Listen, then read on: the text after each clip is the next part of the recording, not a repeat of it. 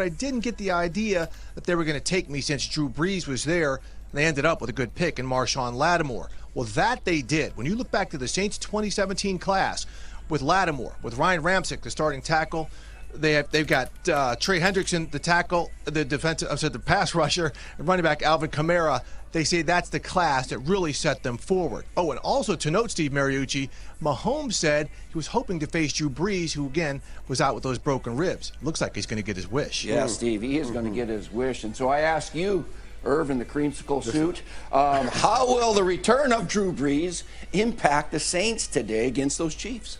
In every way, Coach. Because in order to beat the Chiefs, you have to be able to move the ball both directions, via pass or via run. Because the Chiefs are going to move it every series. So you can't get bogged down, lost in one thing. So Drew Brees now gives us two things when he gets back. He gives me the short passing game that I can use also like the running game. And then I can get Taysom Hill to come in and give me the power running game that you're going to need against the Chiefs. And you're going to need one last thing. You're going to need a guy that can play late.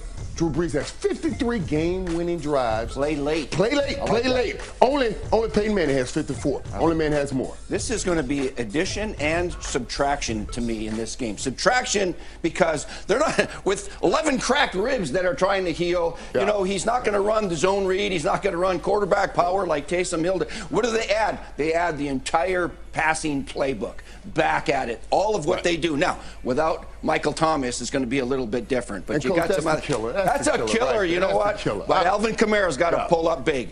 I wanted to see this game. I guarantee you, Drew wanted to go up against this young kid. Yeah. He wanted to go up against Patrick Mahomes. It's going to be a doozy. Rich, take it back. Thank you very much, Steve. The nominees for the Walter Payton NFL Man of the Year, presented by Nationwide, were revealed earlier last week. Considered the league's most prestigious honor, the award recognizes NFL players who have not only exhibited excellence on the field, but whose passion to impact lives extends beyond the game and has led them to have and leave a positive legacy in their communities. The winner of the Walter Payton NFL Man of the Year, presented by Nationwide, will be officially announced at NFL Honors on Super Bowl Saturday night. Now let's send it over to our resident Walter Payton Man of the Year, 2008 winner, Kurt Warner. Kurt? Thanks a lot, Rich. You know, 23 years ago, I became a homeowner for the first time. I'll never forget the first night in that house. No furniture, family huddled together in the family room, sleeping together. But it didn't matter. It was ours. It was a chance to build memories, a place for my kids to call home, and it was an accomplishment that would help define the rest of my life. Now, our family gets a chance to pay that forward and help other families experience that life-changing moment for the first time. Oh, Rich, that's why you were confused. Yeah, I was confused. The trophy I thought was we were going in to the highlights, room. and instead I must have skipped over this part of the rundown. Look at that. Well, it's because the producers egged me into choosing the Bengals against your Cowboys last week and let you choose the Jets first every week. It's all a bunch of malarkey, to use the phrase of 2020.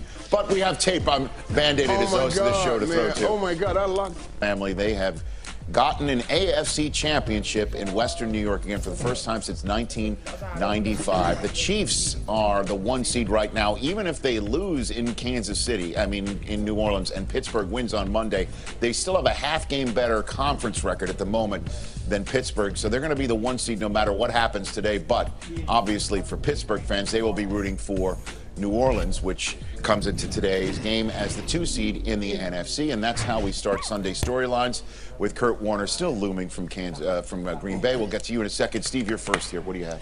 Okay, well, Sunday Storylines. All right.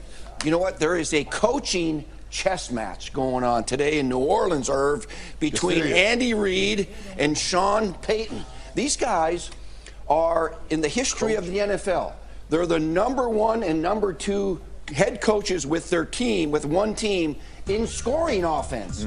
Both of these guys are the only coaches that score over 27 points a game. And you know what? That's amazing in the history of football.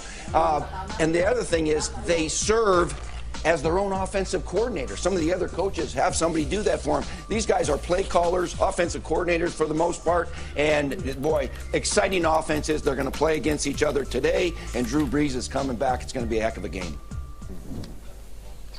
Yeah, Mooch, I'm excited about that one as well. But I'm going to go down memory lane a little bit and look at the Battle of the Birds. The Cardinals and the Eagles. State Farm Stadium takes me back to 2008 NFC Championship game. But when we look at this matchup, it's really about the two young quarterbacks. And dare I say, a hot Eagles team. No, I won't go that far. But obviously a team that got a huge win last week over the Saints. A big boost from their young quarterback who ran for over 100 yards.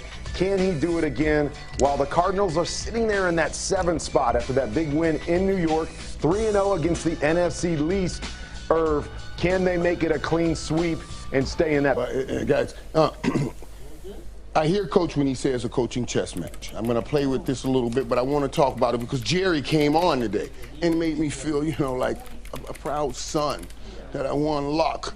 And my dad, my pops was right there. So it made me start thinking about Bill Belichick. And all of, let's just call them the kids that Bill Belichick has coaching all around this league. All of them, even though 2 of them got let go. We won't even call his name this year. 2 of them got let go. This coach here, Coach Flores, is probably his best kid right now. In his 2nd year so far, we only got so much runway. We only got these 2 years, but 2nd year, him and Belichick years, they're so much, they look so much alike. Bill Belichick won at 6'8". He's at 6'15". He had Bill Belichick points per game, 23. He's at 25 points allowed per game, 17. He's at 18. So is this the start of something by Brian Flores? And he gets to start it by sending Papa home.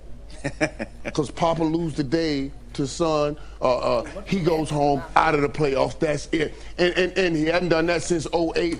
And he will have his first sub-500 season in 19 years. 19 years. That the Cowboys on with the most above 500 at 20 years. So I want Flores to get this anyway, so the Cowboys stay up. So his son sending Papa home today. And to just tie it all together with what Kurt had to say about the Eagles and the Cardinals, if the Eagles beat the Cardinals, then the winner of the Bears-Vikings game would be the 7 seed with 2 weeks to go.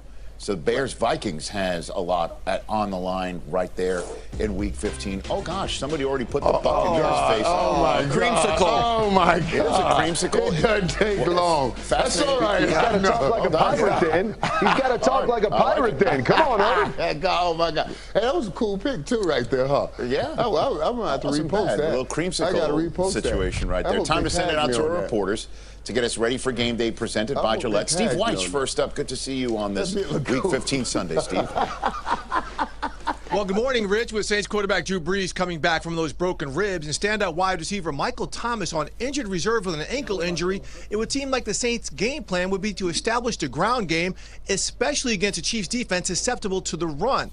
But offensive tackle Teron Armstead said the key to the Saints' success is them establishing tempo and rhythm. To quote, he said, it's not about us taking what the defense gives us, it's about us taking what we want. And for now, another NFC South game, let's send it to Jane Slater in Atlanta. Thanks, Steve. Good morning. Well, the last time that Tom Brady was here on this field, he was with the Patriots, winning Super Bowl 53. Today with the Bucs, he says he wants to be decisive, alert, mentally sharp when he takes this field against the Falcons, because against the Vikings, he learned he didn't do that. They were off to a slow start. Now he'll be doing that without his running back, Ronald Jones. He had a pin put in his left pinky finger this week and also ended up on the COVID list, along with the Bucs left tackle, Donovan Smith. Now to Tom Pelissero in Miami Gardens, Florida. Jane, the Dolphins and the Patriots are both banged up at the skill positions. For Miami, wide receiver Devontae Parker hopes to play today, but tight end Mike Gesicki's status in more doubt. He is considered to be a game-time decision. For New England, their leading rusher Damian Harris did not make the trip here to Miami. I'm told James White will play. He'll split carries with Sony Michel. Here's Mike Garafolo in Landover, Maryland. Tom, Dwayne Haskins gets the start for Washington today against the Seahawks. The hope, I'm told, is that it will only be a one-game absence for Alex Smith with that calf issue.